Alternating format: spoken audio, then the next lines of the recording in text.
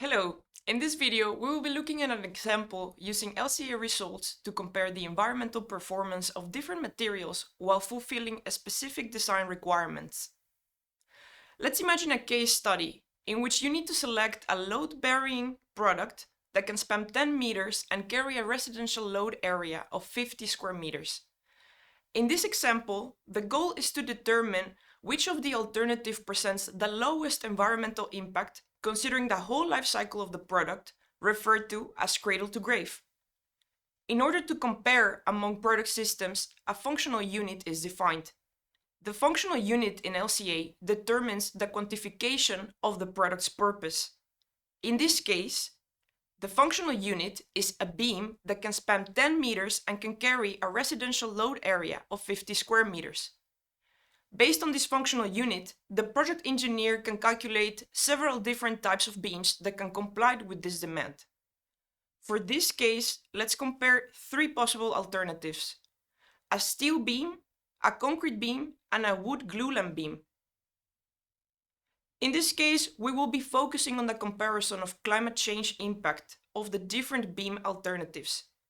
Based on the results for this specific impact category, the wood glulam beam is the most environmentally friendly option, with a potential climate change impact of only 351 kilograms of CO2 equivalent.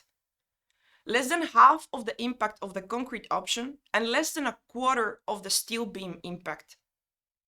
It is important to mention, however, that to get a full understanding of the environmental implications of each alternative, we should ideally be looking at all the relevant impact categories to identify potential trade-offs. For this example, the results are based on information derived from environmental product declarations, which we commonly denominate as EPDs. These EPDs are standardized reports based on LCA results.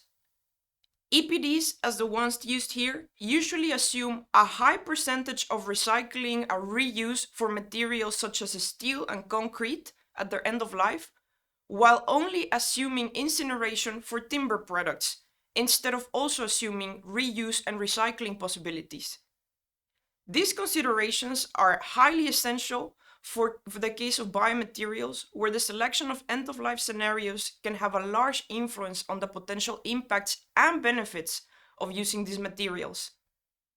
Imagine for a second, what if instead of incinerating the wood, we would find alternative applications that can expand its lifetime for another 20, 50, maybe even 100 years.